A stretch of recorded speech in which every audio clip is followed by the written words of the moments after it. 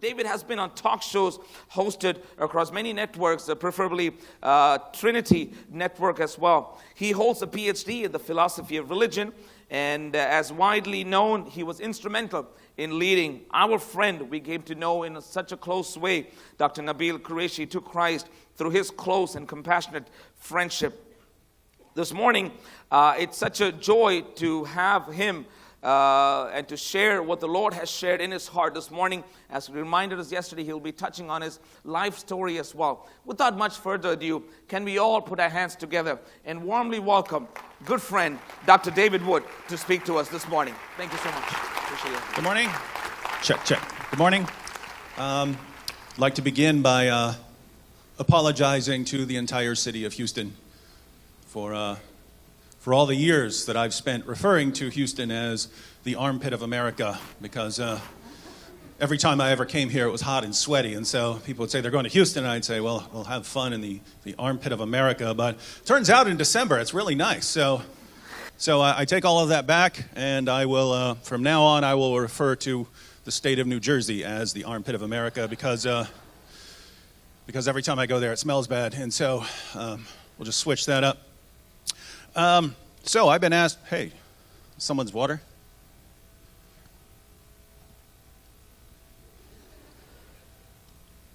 I deal with jihadis. You think I'm scared of a water bottle? No, thank you.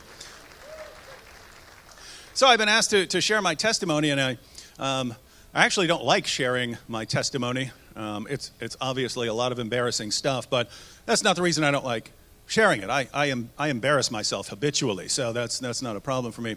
And I always think there's something weird about churches that would have me share it on like a Sunday service, because I always think this is like R-rated. Like, don't you guys have any standards for what you share on a Sunday? That's kind of weird. No, but for years I would. If someone asked me to share my testimony, I would, but I wasn't putting it out there. I wasn't saying a lot about it publicly, apart from when someone would ask me. And the reason was that I became a Christian in jail, and then I spent the next several years as a Christian in prison. And so for the first several years that I was a Christian, every Christian I knew, every Christian I prayed with, every Christian I fellowshipped with was a murderer or a drug dealer or a robber or a rapist or something. So everyone came from a horrible, messed up background. Everyone had been a horrible person and done horrible things, and then eventually decided to follow Christ. So that was just normal to me. That's just what Christians were. That's everyone I knew. And then eventually I got out of prison, and I would meet Christians who had basically been serving God their entire lives. And I always thought that was amazing, right? That's what was amazing to me. Crime, that's just normal. People serving God their entire lives, that's what was really amazing to me. And so I would go to some church service where they were having some guest speaker, and the guest speaker would be saying something like, so back when I was in the mafia, here's all the stuff I did in the mafia. And I would be sitting there thinking, boring. I know like 200 Christians who are way tougher than you, who did way worse things than you've done. So not interested. But what was amazing to me is that I was actually in a discipleship training group once. And we sort of went around the room, and we had to share a short testimony. And it got to these two brothers who were, I guess they were in their late 30s or so. And one of the brothers, when it got to him, said, well, I really don't have a testimony because, I grew up and we had a really amazing Christian mother who was always praying with us. She wouldn't let us walk out the front door without stopping us to join hands with us and to pray. And we were always affected by that. And so me and my brother, we've just been serving God our entire lives. So I don't really have a testimony. And I'm thinking, you had an awesome mother like that, and you've been serving God your entire life, and you think you don't have a testimony? That's the amazing testimony, right? That's when things are working. And so anyway, that's what I was more interested in. So I just would much rather hear that than then a bunch of horror stories about people's lives before Christ. And so for years, I didn't say much until atheists started demanding that I explain my history as an atheist, because, people would point out that I'm a former atheist, and I would tell atheists, hey, I used to think like you, and then I believed in the gospel. And so atheists started saying, hey, we think you're making that stuff up. I don't think you really used to be an atheist. True atheists never change. Like half my Christian friends are former atheists, and they're saying, no, atheists don't change their minds. And so they kept bothering me for actually a couple years. Go on, tell us what kind of atheist you were, David. Tell us what a great atheist you were. And so finally I said, fine, I'll tell you what my life was like. And so here's what I told them. So I pointed out that, for my early years, I never believed in God, but it was never really an issue. It wasn't brought up as anything anyone needed to talk about. So I didn't really think much about God when I was young, and it was, I don't know exactly how old I was, but maybe 11 or 12 when I was thinking about God and really realized that I don't believe what other people believe. I don't actually believe in God. And it was a couple years after that when I officially confirmed myself as an atheist, and maybe a year or two after that I would tell people, I would tell my family and so on that I'm an atheist. I don't believe this stuff. But even though I was an atheist up until I was 20 years old, my path to Christ began when I was 5. When I was 5 years old. Not a lot of people can say their life's path began at the ripe old age of 5. But when I was 5, I had this raggedy mutt named Goliath. And I was allowed to go outside by myself and walk through the woods if I had this little dog with me. And was a funny little critter. He would pretty much attack anything. He would attack cars, anything like that. One day I was walking through. I think other people in other areas of the country call them groundhogs. We call them woodchucks. But there was this giant woodchuck. It was like this big, and my dog was like this. And we were walking through the woods, and he got into this epic fight with this giant groundhog, and he tore that thing to shreds. This thing was just covered in blood. And so, but it was still alive. It was still alive and making this horrible squeaking sound. So I decided to sentence it to death by hanging. And so I took this groundhog and got a rope around its neck. And there was we were living at someone's house, and there was a deck out on back, and there were some stairs leading up to the deck. And so I dragged this groundhog up the deck and tied it off and pushed this thing over the edge, not realizing my mom had just come out underneath the deck to hang some clothes to dry. And so, yes, you can imagine her reaction as a giant bloody groundhog came flying at her through the air. And so anyway, this was my dog. This is what we would do in the woods, and ended up with all these fun situations with my dog. My mom hated the dog because we often got into situations like that. And one day my mom got a phone call, and she turned to me with tears in her eyes and said that Goliath, my dog, had just been run over by a bus. And I looked at her and thought, so what, it's just a dog. Glad you all find that amusing. So I thought, so what, it's just a dog. And her eyes were tearing up, and I couldn't figure out, she hated my dog, right? Did you think the dog was going to live forever? Of course not, that would be silly. But you've got tears in your eyes, and you hated the dog, so I thought there was something wrong with my mom, right? Like what's wrong with this woman? Anyway, some time went by, and I saw other people who reacted the same way. We were living somewhere else about a year later, and there were 3 kids in the house, and their dog got run over, and they were all crying. And so it was like, it's spreading. Whatever this is, it's spreading. All these weird people who think that dogs live forever and don't realize, no, dogs die, and probably going to die really quick, and they are going to run out on the road if you let them out, and what's wrong with you stupid people? So I thought that everyone was having some very strange reactions to bad things that they should know were going to happen. But a little later, I started getting some amazing insights into reality that other people just couldn't see. They couldn't recognize them. But I was figuring them out as I got older and older. And the first one, I was at my grandfather's, and there was a lake a little behind his house, and I was sitting beside the lake by myself. No one else was around, and I was just staring at these fire ants marching in a line. And I was looking at them, and suddenly it just became crystal clear to me, like I'd been in the dark before, and suddenly a light came on. It suddenly became clear to me that ants actually ruled the world. And they had only tricked us human beings into thinking that we were in control. And can you imagine how brilliant these ants must be if they were not only controlling the world, they had also deceived all of us human beings into thinking that we were in charge?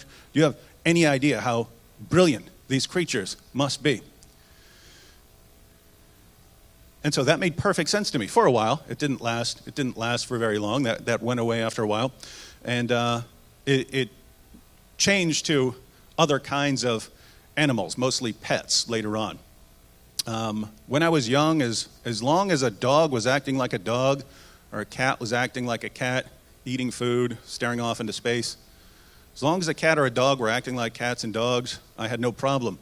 But when a cat or a dog would look me directly in the eyes, I would think that it was communicating with me and sending me a message that they're actually in charge, and they have been manipulating me all my life into doing what they want. And so if you caught me during this time, if someone had set up a video camera when no one else is around and I'm in the room with a cat or a dog, you could have seen me in there going, I'm on to you. I know who you are. I know what you're doing. You're not fooling me. And, I'm talking to a dumb dog. So that also didn't last for a while. That was on and off for a couple of years. By the time I was in high school, I was convinced that I had superpowers. I was convinced that I controlled the weather. And when some change would happen in the weather, I would think that I did it. And I would tell people that. They would think that I was joking. Something would happen, and I would say, yes, I made it stop raining so that we could do what we wanted. And they would think I'm joking. I was dead serious. I believed that I was controlling the weather. And along the way up through high school, I really got to think about my worldview and the implications. And what I concluded was that human beings are really deluded for thinking that we're so amazingly significant in this universe. I mean, if you think about the universe, you've got a universe, and it's like this. And our Milky Way galaxy is this tiny, tiny, tiny little speck in the universe. And our sun is an even more pathetic speck in that galaxy. And going around our sun is this ridiculous little piece of dust called Earth. And then on Earth, there are these little blobs of cells walking around thinking that what they do is so important. Now think about how delusional you'd have to be to think that what you do is so important. You little blob of cells that can't possibly change anything else that's going on in the universe. We're totally insignificant. And so as far as right and wrong are concerned, I concluded that the best thing we can do is just whatever you feel like doing at any given time, because there's no real point to any of this. And that made me kind of a pessimist. And so 10th grade or so, started doing pretty mean things just to do them. And Augustine, or St. Augustine as I'm calling, but the philosopher Augustine, he in his Confessions, he had a story that started affecting him like this. He said there was a time when he and his friends stole a pear. And he pointed out we had money. We didn't need to steal the pear. We were just having fun one night and we stole a pear. And so he obsesses over stealing this pear, which we would think, so what, you stole the pear. But his point was we had absolutely no reason to steal the pear. We just did it because it was bad. We could have bought a pear. We had no problem. But we did it just to be bad. And so this caused Augustine to start wrestling with sin. I was doing certain things that caused me to reflect, but then I would just end up confirming what I already believe. So just to give you a kind of example here, I used to go to school, and I'd walk to school or ride my bike, and I would go up an odd trail and go down this deserted road because the road had been blocked off for years because it was too dangerous and was caving in at points. So I would go along that abandoned road, and then it was a shortcut to school. And one day, after it had snowed, I was heading to school, and I came across this woman in a car with her son who tried driving down that road, not realizing she didn't see the sign that this road was closed off. And so she got to where it was blocked and tried to turn around, and her car fell down into a ditch. And so she's there in the snow in a ditch with her son. And I get there, and I say, "Don't worry, ma'am, I'll go get help." I didn't go get help. I just went to school and thought it was funny that this woman was sitting there waiting on me, because she might have gone and gotten help if I hadn't told her that I was going to go get help. And so, why are you guys smiling? I'm thinking, like, this is like so awful, right? Like awful stuff. I don't think she froze to death or anything, but my goodness, right? This woman's sitting there waiting. Oh, when's this help coming that this generous young man went to get for me? Well, help wasn't coming. So this sort of went on for a while, and the summer after 11th grade, I had this awesome breakthrough. I was running from police in the middle of the night, and police had me surrounded on three sides, right? So there was a road over here, and there were police cars on the road, and then there was a little hill and railroad tracks, and they were in front of me on the railroad tracks and behind me on the railroad tracks, so they had me surrounded on three sides, and the fourth side was the Monongahela River. And so police yelled, "Stop," and I yelled, "No," and I dove into the Monongahela River, and I swam across the river, but I was smart, right? I knew if they would try to go around and be on the other side waiting for me, so I swam at an angle over the river, and I got there, and I assumed that they were going to be waiting for me on the other side, but I had outsmarted them. And so I got there, and there's no one around me, and after working my way through the woods for a while, was going up a hill through trees and so on, and finally emerged from a patch of woods in someone's backyard. And in front of me was this huge, beautiful garden with all these lovely vegetables growing. And I needed to keep going in that direction because the police were behind me. So I started to walk around the garden, and then I stopped to philosophize. And I thought, why am I walking around this garden? I don't care about the people in that house. I certainly don't care about their vegetables. Why am I being so courteous here? And I couldn't think of any reason that I should be courteous about this person's vegetables. So as I stomped my way through that garden, I got this amazing rush of freedom. Like I had been courteous all my life in certain situations towards people's property or towards people, and that I'd finally realized that I don't have to do what people say. I don't have to do these kinds of things. And that can become kind of addictive, right? If that's what's giving you a good feeling, a feeling of freedom, is doing the opposite of what you've been told all your life to do, you kind of have to keep doing that sort of thing. Now,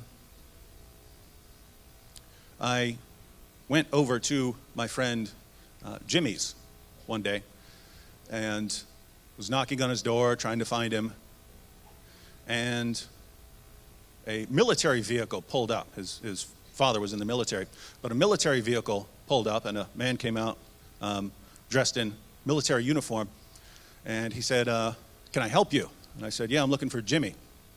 And he said, "Jimmy died." And Jimmy was one of my best friends growing up. He said, "Jimmy died." And he said that Jimmy had died parasailing. The whole time we were growing up, Jimmy always said that he wanted to go parasailing. He finally got a chance to go parasailing. His harness broke, and he plummeted to his death. And so this officer in the military told me this, and I started walking away. And I realized that I had the same reaction that I'd had when my dog died when I was 5. Namely, so what? He was gonna die anyway eventually. The only difference was, you guys are easily entertained with this stuff. It's usually kids too. You need to keep your eye on the young people. You can't trust them. So but I was walking away, and at this point, something was different. When animals or other people died when I was growing up, and I always thought that people were dumb for caring. At this point, I started thinking, it seems like I should be caring here. I mean, this was one of my best friends, and now we're never going to get to do anything together again. I should be bothered by this somehow. This should be some kind of concern to me, but it's not. I mean, I feel absolutely nothing. And so I started thinking that maybe there's something wrong with me. Maybe there's a problem. Maybe I'm not wired right for some reason. So I had to work my way through that. But at the end of all of that, I concluded that I'm not defective. I have evolved to a higher stage of humanity.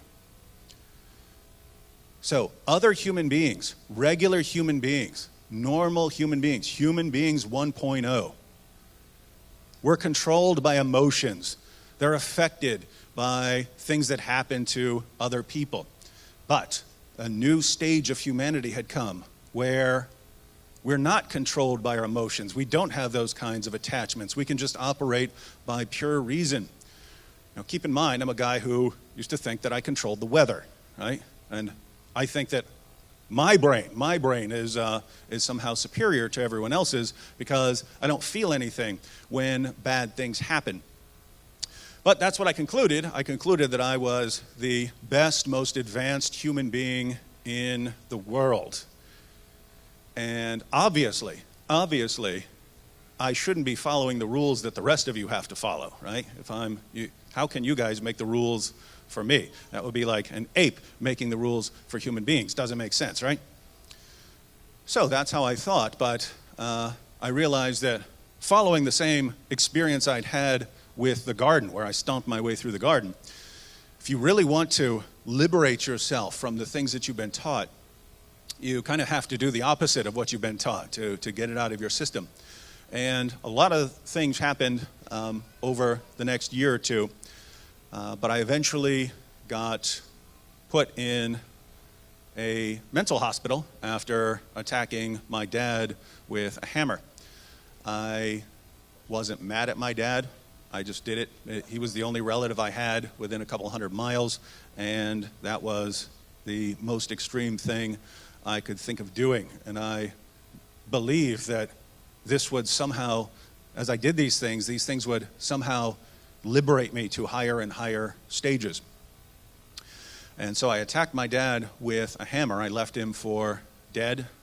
Someone found him, took him to a hospital. The hospital said he will die here with his head injuries. So they took him to a different hospital where they had a world champion neurosurgeon, and I was put in a psychiatric hospital where they put me through a series of tests and concluded that I'm a sociopath. Now, I didn't at the time know what that was. I knew that my report said antisocial personality disorder. Didn't know what that was for years until I looked it up. But sociopaths don't form normal emotional attachments to other people. They feel no remorse. They can do anything. And things that would make other people feel bad, we can do them, and we just don't feel bad. So it turned out that I wasn't some perfectly unique human being, some new stage of humanity, some humanity 2.0. There are actually a significant number of other people out there. This is a known problem in the world. There are people who are defective in this way. But again, all it said was antisocial personality disorder. I didn't know until years later what that was. So I had no clue. That I had some sort of problem at this point. Later, I was put in jail. And in jail, I came across a Christian in the same dorm with me. It was a Christian named Randy. Well, what's a Christian doing in jail? Well, sometimes Christians do stupid things and end up in jail, but that wasn't really Randy. Randy was a guy who turned himself in for 21 felonies. So Randy had done some things growing up, joined the Navy, became a Christian, and decided to go back and turn himself in for everything he'd done. So he went to police, said, here's everything I've ever done. They made a list of everything, and they said, okay, that adds up to 21 felonies. And so they put him in a dorm with me. And Randy was a pretty interesting fellow. I would try to talk to him sometimes because he's just by himself. And so, like one day there had been a fight, and I walked over to him and I said, hey, did you see that fight between Kevin and Corey? And he said, no. I turned away. I was praying that it would stop. Now that was strange. Fighting is the only entertainment we had in there. It was cards and fighting, right? And so this guy's like destroying half of our entertainment through his prayers. So that was extremely odd, but there was something interesting about the fellow. And, at the same time, I'm thinking, is this guy the stupidest person in the world? He got away with 21 felonies and then goes and turns himself in. He was long gone on a boat in the middle of the ocean. No one was catching him, and he goes and turns himself in. So you keep thinking, wow, this guy's really dumb. But at the same time, there's something interesting about people. He's different, let me put it that way. And one day he was up on his bunk reading his Bible. It was the first Christian I'd ever seen who sat around reading his Bible. And I walked up to him and I said, do you know why you're reading the Bible? You're reading the Bible because you were born in the United States. If you've been born anywhere else, you believe something else. If you've been born in China, you'd be a Buddhist. If you've been born in India, you'd be a Hindu. If you've been born in Saudi Arabia, you'd be a Muslim. Because people like you believe whatever you're taught to believe. Now that part about being born in India, meaning that you're a Hindu, must sound silly to many of you in this room.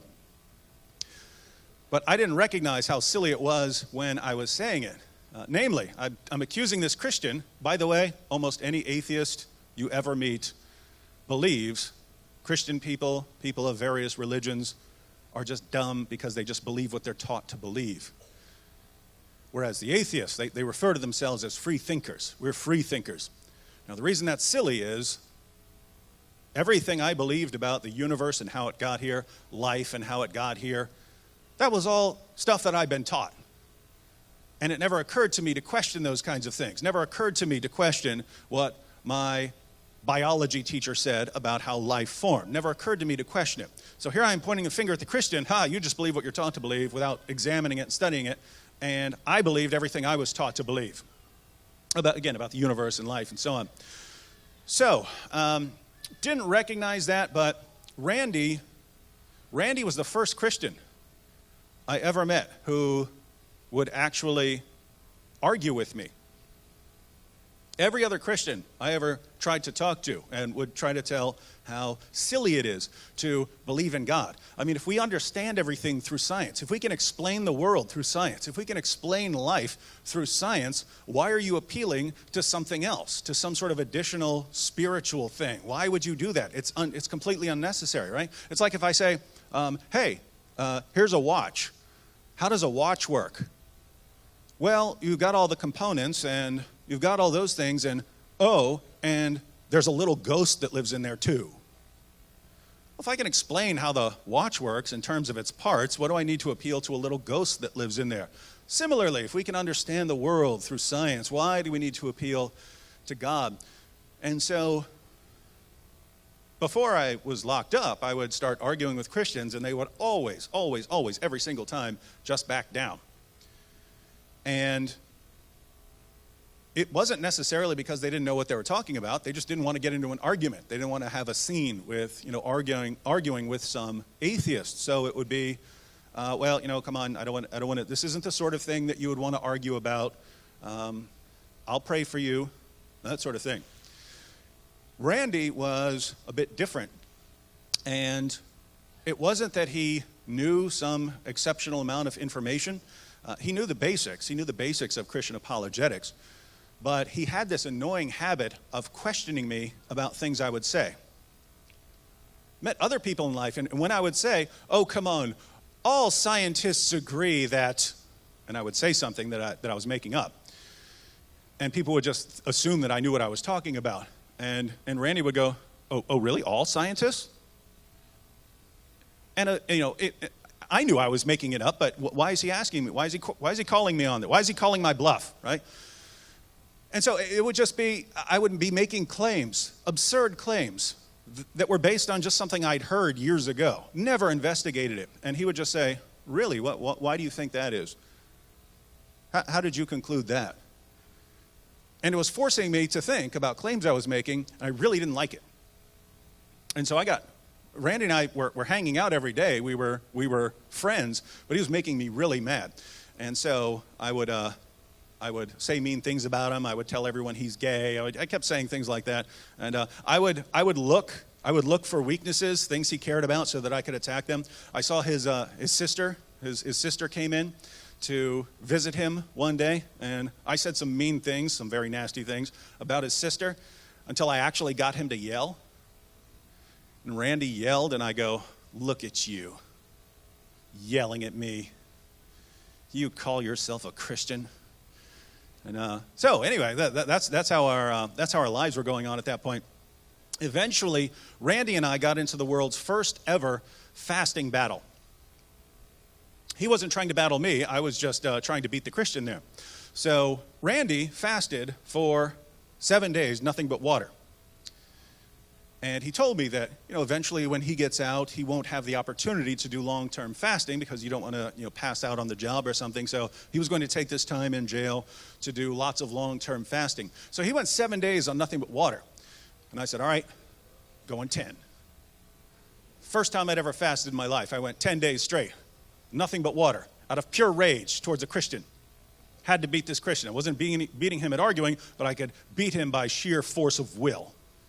So I went 10 days, and then we kept going back and forth. He would fast for a certain number of days, and then I would always go 2 to 3 days longer than he did. And he eventually noticed this, and he said, how come every time I fast, you go 2 or 3 days longer than I do? It's just a coincidence, Randy. Eventually, Randy fasted for 40 days. He went 32 days on water, and then he started drinking Kool-Aid to prepare his body for food again. If you just eat a meal after 40 days of fasting, you're going to get messed up and maybe die. So he started preparing himself by drinking Kool-Aid, and then didn't eat until the 40 days were up. Told me that Jesus had done that Jesus has gone 40 days. I said, all right, going 42. And beat Randy and Jesus. So on the 11th day, they put me in an isolation cell. The administrators concluded that I was trying to starve myself to death. They knew that I had a mental health history, so they thought I was trying to starve myself to death. I'd finally lost it and was trying to kill myself. Now, keep in mind, I'm trying to beat the Christian. That's my goal in life, beat the Christian. They think I'm trying to kill myself. Like, that's the most creative way I could come up with to kill myself, is just starving myself to death. So they stick me back in this isolation cell where they have a camera pointed at me at all times so that, they can make sure I don't, bash my head against the bars or something like that. So it was back there that I realized, he's not smarter than I am. So there's no reason he should be prevailing in any of these arguments. The only reason he's winning in any of these discussions is that he's just studied these particular topics more than I have. I haven't studied these topics. I haven't studied the Bible. I haven't studied Jesus. So I don't know these things. That's why he's got an advantage over me. So while I'm back here in this cell, I will study Christianity, study the Bible, study the arguments, and then go back, and I'll be in a better position to crush Randy and show him that he should agree with me.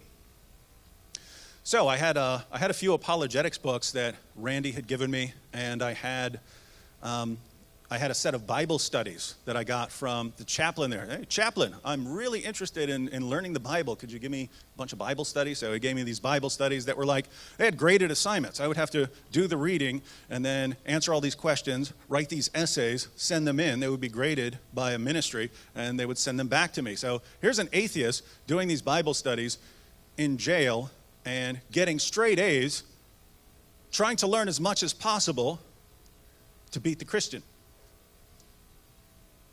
And as I was back there, three things started to bother me over time.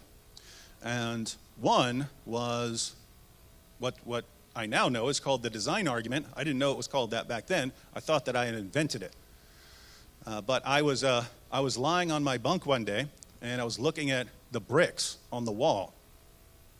I'm staring at these bricks, and I thought, if someone told me that those bricks went into that order by themselves, by some sort of natural process, I'd think it was the stupidest thing anyone had ever said.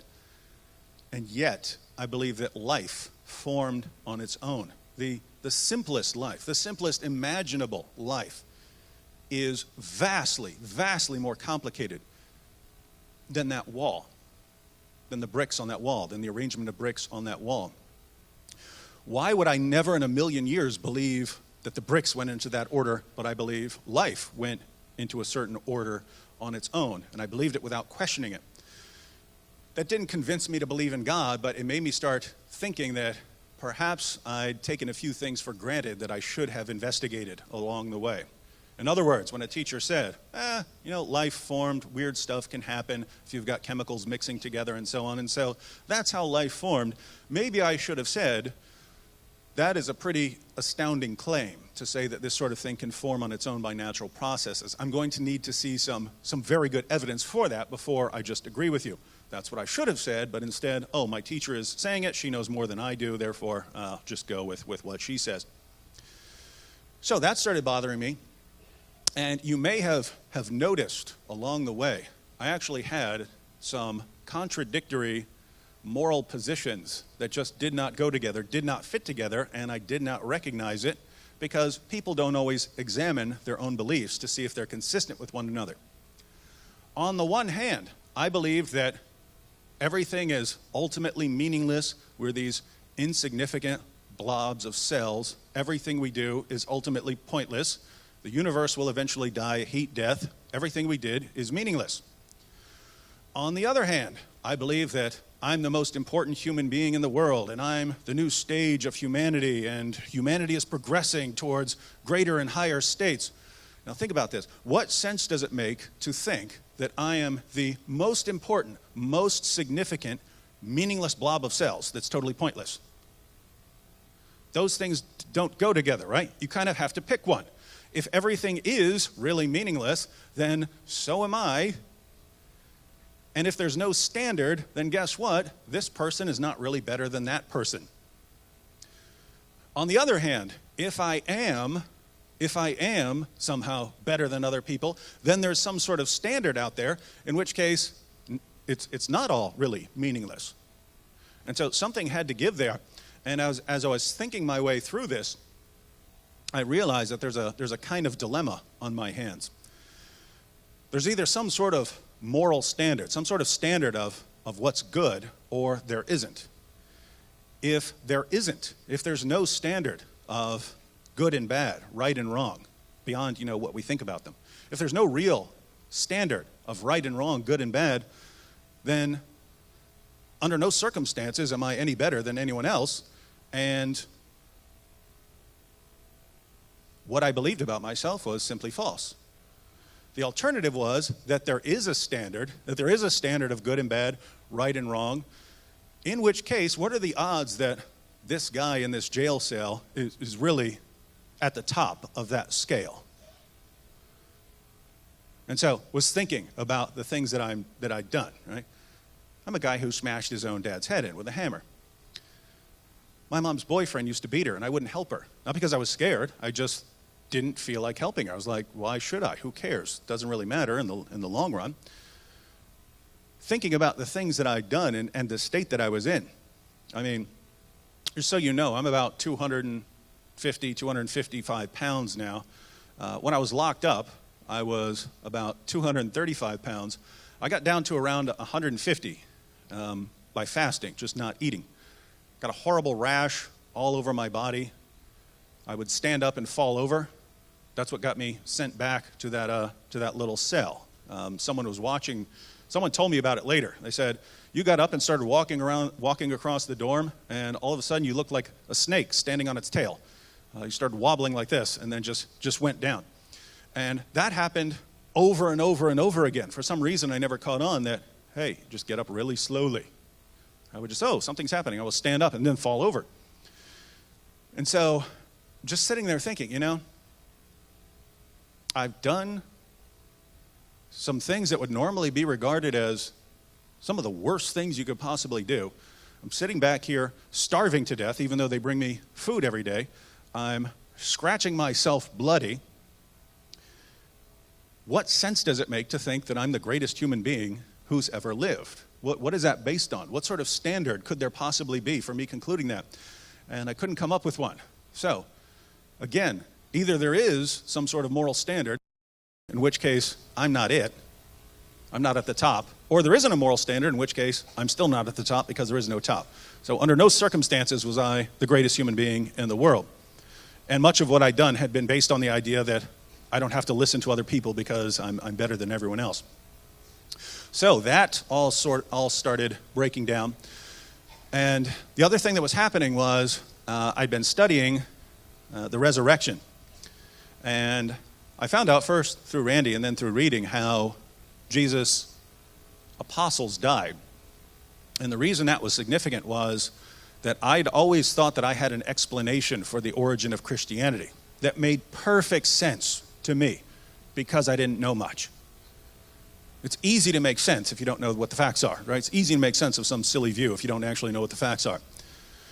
So I believed, whenever I heard about Christianity, that Jesus was a religious leader. He had some followers. Those followers really loved him, believed in him, and then he died. And they wanted to keep the movement going. So in order to keep the movement going, to keep the movement alive, they made up a story about him rising from the dead. And it worked. If you look around the world, it worked. This did keep the movement alive, and now people all around the world believe in Jesus because they hatched that initial plan. And that made perfect sense to me. That explained the origin of Christianity. The problem was I didn't have all the facts. And then I found out the facts, namely about how the apostles died. And almost all of them went to horrible, bloody deaths, proclaiming that Jesus had appeared to them, risen from the dead. Now, as a rule, liars make poor martyrs. If you're lying about something, if you're making something up, probably not going to be willing to die for it. And I sat there and tried to think of one person in all of history who made something up and then willingly died for what he knew that he'd made up. And I couldn't think of a single person in history, not one. What are the odds that of all the people in history who are willing to die for something they made up, Jesus just happened to have all of them, and there are none anywhere else? As a rule, if people are willing to lay their lives down for something, they have to believe it. Doesn't make what they believe true, but it means they really believe it. When a jihadi flies a plane into a building, this doesn't tell us that what he believes is true, but it tells us that he really believes it. He's not lying when he says he really believes this stuff. So, why would we believe what the apostles said when we know that people die for things that aren't true? Well, in most cases, when someone dies for something, when a Christian today dies for what he believes in, or a Muslim today dies for what he believes in, people are dying for a message that they heard from someone else, that they believed it. And they often believe with such confidence that they're willing to endure danger or even death. So if we ask, how did this jihadi become so confident that he's willing to lay down his life? Well, he heard a message from someone else, and it was persuasive to him, and so he believed it with such confidence that he was ready to die for it. That doesn't tell me that what he believed is true. That tells me that he's really confident in a message that he heard. Notice the disciples are in a completely different category. They're not dying for some message about Jesus that they heard preached to them and that they believed with such confidence that they were willing to die. The apostles were dying for something they saw. They said that they had seen a man risen from the dead. He appeared to them after death. And so they're not dying for some message that they heard, that I could dismiss the message and I could say, well, it's a false message, the person believed it and he was willing to die for it. They weren't dying for some message that they heard. They were dying for something that they saw. So in this case, it's different. We have to ask, what did these men see with their eyes that convinced them that Jesus, who was dead, appeared to them alive again? What did they all see? Notice, there's no good explanation here apart from something like the resurrection. People try, they'll say, maybe it was hallucinations. Well, a hallucination is just something in your mind. If you're seeing a hallucination, the person beside you is not seeing the same hallucination because it's by definition, it's only in your mind. So for all of these witnesses, and there were more than 500 of them, to see hallucinations, all see the same hallucination, that would be beyond ridiculous. So what could have convinced all of these witnesses, not just that Jesus had risen from the dead and appeared to them, but gave them such confidence that even after decades of being able to rethink their views and to think, did I really see him? Was that really Jesus? Decades later, torture and even sentences of death, their faith was never shaken. And so what could have given them that level of confidence? And there, I couldn't help but think that the only thing that could have given them that level of confidence was that they actually saw Jesus. And if they actually saw Jesus, then it looks like we've got a miracle on our hands. And if we've got a miracle on our hands, then if anyone in history has God's stamp of approval, it's that guy. And so if we're going to listen to anyone in history tell us what the world is really like, tell us what the afterlife is really like, tell us about God, I'm going with the guy who has God's stamp of approval, because I'm not going to think that God just raised some weird random heretic from the dead. If anyone has God's stamp of approval, it's him. And so we look at what Jesus' message is. It's a message about the kingdom of God and what he was doing to give us his righteousness. And so, thinking through these things for a while, I wasn't completely convinced, but I started thinking, what have I got to lose here? If I pray and it turns out to be wrong, how did I just hurt myself? I mean, look at me. Can't even stand up without falling over. What if I pray and it turns out to be false? It's not like, now I'm really bad off. So, was sitting there and I bowed down and I prayed. And I said, God, I don't know if I'm going to believe in you tomorrow, but I believe in you right now. And if you can do anything with me, you're welcome to it. And so I said a prayer that I read from one of those Bible studies. And when I sat up from that prayer, the whole world looked different. It was like everything was a different color. The walls looked different. The bars looked different. Everything looked completely different. And don't base your confidence in Christ on feelings. Feelings can lead you astray. But if I were to describe the feeling I had, I felt like that I had been fighting. I mean, physically brawling nonstop for my entire life, and that I finally had a chance to just stop and sit down and rest. And so I thought, well, that's a nice change. And didn't know much at this time. Kept reading the Bible. And so I became a Christian. But notice, I was 20 years old, and as far as I could tell, my entire life was ruined. I was already a convicted violent felon. I had years left to serve in prison. The psychiatrist there was trying to have me sent to Miriam, which would have been my third mental hospital, because, again, they were thinking that I'd finally snapped. Doctor was threatening to tube feed me, and I was a Christian. So I was right with God, and I had peace, but what else is there, right? I've already ruined my life. And there's just one problem with that thinking. I now believed in a God who raised Jesus from the dead. And that sort of starts a process of what we might call resurrection thinking. Resurrection thinking should be not only the heart of apologetics, but the heart of the Christian life. Nearly 2,000 years ago, the worst thing that could possibly happen happened. The worst thing that could happen happened. If I were to ask someone today, what's the worst thing that could happen? It might be, my child dying or something like that. There are actually worse things that can happen. Namely, the creator of the universe, who sustains us for every moment of our existence, entering the world and putting himself at the mercy of sinful creatures to torture and kill him. And if he happens to be the Messiah as well, the one who's supposed to bring peace to the world, and he dies, well, now there goes our hope as well. So that's the worst thing that could happen.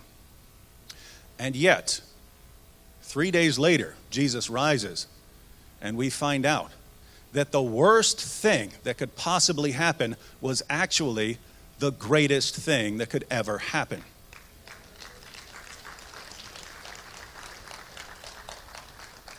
What was the worst thing that could ever happen actually turned out to be the thing that reconciles God and sinful human beings. And so it was the greatest thing that ever happened. And that had a massive impact on the early Christians. You take someone like the Apostle Paul. Paul persecuted the church. And when he encountered Jesus on the road to Damascus, keep in mind, as far from Paul's perspective, when he hits the ground and Jesus says, I'm the one you've been persecuting, he's convinced that Jesus is there for judgment, right? You've been persecuting the church, and now it's over. I'm here to destroy you. That's what Paul would be thinking on the ground. But Jesus doesn't say, you've been persecuting me, and now I have to destroy you. He says, get up. Paul's life was not over. Paul's life was just getting started. And he was impacted by that kind of thing and by the resurrection. So much so that even years later, it didn't matter what happened to him. This was a guy who was, he received the 39 lashes 5 different times. He was beaten with rods 3 times. He was shipwrecked multiple times. They tried to stone him to death. He survived. Every sort of abuse you could heap on someone, this guy had it. And yet, he could say, we are hard-pressed on every side, but not crushed. Perplexed, but not in despair. Persecuted, but not abandoned. Struck down, but not destroyed. This guy's like the apostle of the bright side. You can walk up to Paul and punch him in the face. And, I'm still standing. Hit him even harder. He hits the ground. Still conscious. Stomp on him. Knock him out. He wakes up later. Still alive. And if you kill me, I get to go be with Jesus, right? You can't keep a guy like this down. He'd been influenced by the message of the resurrection. And that's been impacting Christians for 2,000 years. So that eventually, just to tie it in since you guys know Nabil, after I got out and then end up sharing a hotel room with Nabil, and he starts telling me why Islam is true, Nabil and I spent 4 years discussing these things. And there were Christians telling me during this time, why are you spending so much time talking to this one guy? He's obviously hard-hearted. He's not listening. You could be witnessing to so many more people now. You could be talking to so many atheists and showing them the truth. Why are you spending year after year talking to the same person? Well, I happen to know someone myself, namely, who really you would have said the same thing about. This is hopeless. This is a hopeless, hopeless situation. And so I can't rule Nabil out just because he's resisting year after year after year. Can't just leave him behind like that and assume that he's too bad, right? He's just too stubborn. So it took years, and my reasoning was, if this guy keeps coming back as we're having these discussions, I just believe that God is drawing him. And so, like you, I got to watch Nabil's ministry over the years, and he was only here as a Christian for 12 years, put out multiple books, got multiple degrees, preached around the world, and just to tie it in here with Houston, a few months back, I wanted to make sure that my wife saw Nabil when he was in the hospital because I didn't know how long he would have. And my wife and Nabil and I were friends in college. And I actually met my wife when Nabil and I were arguing. Nabil and I were arguing about the resurrection of all things. We're arguing about the resurrection, and this young lady comes up and says, "You're both right." And Nabil and I were very puzzled by this. Say, wait a minute, I'm saying he rose from the dead. He's saying he didn't rise from the dead. Those are the only two possibilities here. One of us has to be right, the other has to be wrong. Under no circumstances are we both right. Now, she was an agnostic, but she was a nice agnostic, right? A mean agnostic is like, none of you have any clue what you're talking about, everyone's wrong. Whereas a nice agnostic is more, you're all right, because, whatever makes you happy is true for you in that sense. So she said that, both Nabil and I turned on her, and about 2 weeks later, she was a Christian. Because I knew I wanted to marry her, so I put all my apologetics efforts. And that's a message for you young people. Apologetics can help you get girls or get a... And so she became a Christian. It was cool because then we were all friends, and now it was 2-on-1 with Nabil. And so anyway, just a few months ago, sent my wife down here, and we have two fully disabled children. We have 4 sons. 2 of them have a genetic muscle disease. Their muscles don't work. And so my wife headed down. She got on the plane, and right after she left on the plane, we have a night nurse, and she came in and said, I think Paley's leg is broken. Paley's our youngest. She said, I think his leg is broken. And I thought, what? That's ridiculous. There's no way his leg is broken. And so I didn't even pay much attention, and eventually later that morning, I started touching his leg, and he started crying. And so I was wondering what's going on here. Called an ambulance. They came in there, and they said, there's no way his leg is broken. He would be losing his mind right now. But when we tried to move him, right where his femur's connected, it just flopped over. So his leg was broken. Didn't find out till later in the hospital that because his muscles don't work, he doesn't stand on his legs. His bones didn't form as strong as they should have. So his femur bone looked like a pencil. And so just by lifting him up, his leg had broken when the nurse was trying to lift him up. And so I'm there with him in the hospital. Keep in mind, I have another disabled son at home, so I'm trying to go back and forth, which would be a really good time to have my wife there. And she's on a plane when I'm finding all of this out. She lands, and part of me wanted to say, get back here. But I said, no, you're down there. You have to see Nabil. We don't know how long he has. Now, this is right when Hurricane Harvey is coming right for you. And so I'm there. There's a hurricane heading directly for you. I'm racing back and forth. I would have to take care of one son while the other one is at the hospital. And then as soon as a night nurse got there, I would have to rush to the hospital to take care of the other son. And my wife's gone. And Nabil is asking to go home because he really wanted to go home from the hospital. A hurricane is coming. Don't know if my wife's going to be able to get out of there before the hurricane hits, in which case everything's closed down. And I was talking to her on the phone, and she said, you're handling this really well. And she said that because I tend to freak out over lots of little things, right? I mean, I will lose my pen, and hey, what happened to my pen? I just had it. I didn't go anywhere. I set it down, and now it's gone. Who stole my pen? Who's conspiring against me I will get mad over something like that. So I told her, I said, I'm really good with the big things that go wrong. It's the little things that bother me, because when a little thing happens, I can't imagine that there's some real, point to it. I lost my pen, but now there's peace in the Middle East, so it's all taken care of. But when everything that can possibly go wrong, injured children, me racing around, not getting any sleep, wife going to be stuck in Houston from a hurricane, Nabil, as you know, was taken home, and then they had to evacuate him out of there. Everything going wrong. Then there's a kind of calm, because I'm always thinking, I bet God is glorified out of all of this. I bet everything that's going on right now Because if God raises Jesus from the dead, and that was the worst thing that could happen, and when things are going really, really horribly, I can't help but think that this is all going to turn out for God's glory. And so that includes everything. Nabil's death.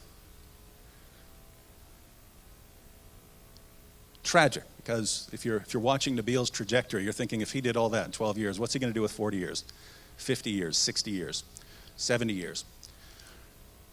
But at the same time, as someone who believes in a God who raises the dead, I have to believe that God can raise up new Nabils. And I believe we're going to see many, many new Nabils rising up, studying the work of Nabil, being influenced by the work of Nabil, seeing the testimony to the end of Nabil. I believe we're going to see many, many people like Nabil rise up and preach the gospel around the world. And if I really, really think about it, and I think about the situation we're in, I look, and for 14 centuries, it was very difficult to reach people like Nabil with the gospel because you'd have to go to a Muslim land, and there you're going to get your head chopped off.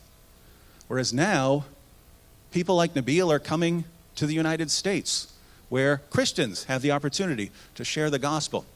Muslims around the world, we can now reach.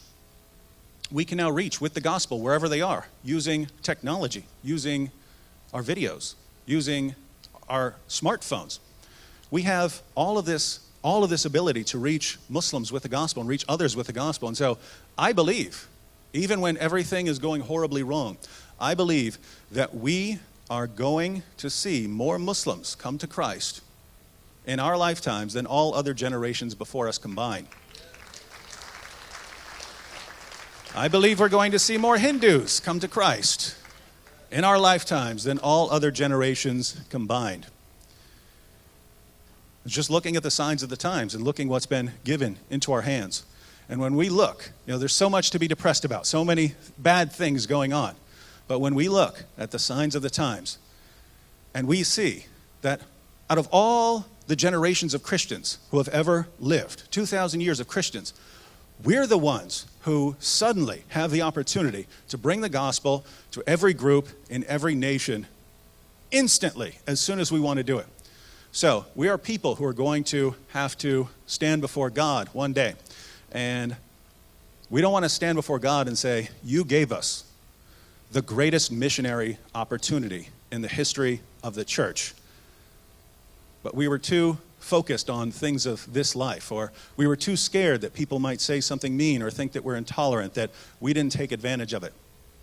We don't want to stand before God like that. We want to stand before God and say, thank you, God, for giving us this unprecedented opportunity to share the gospel with every group, every nation, make disciples of all nations, baptizing Muslims, Hindus, atheists, in the name of the Father, the Son, and the Holy Spirit. And we want to hear, well done, good and faithful servants.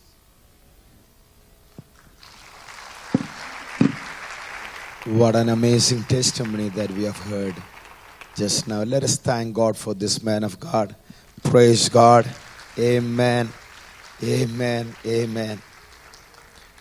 Dr. David, we really appreciate you coming in, ministering among us yesterday and today.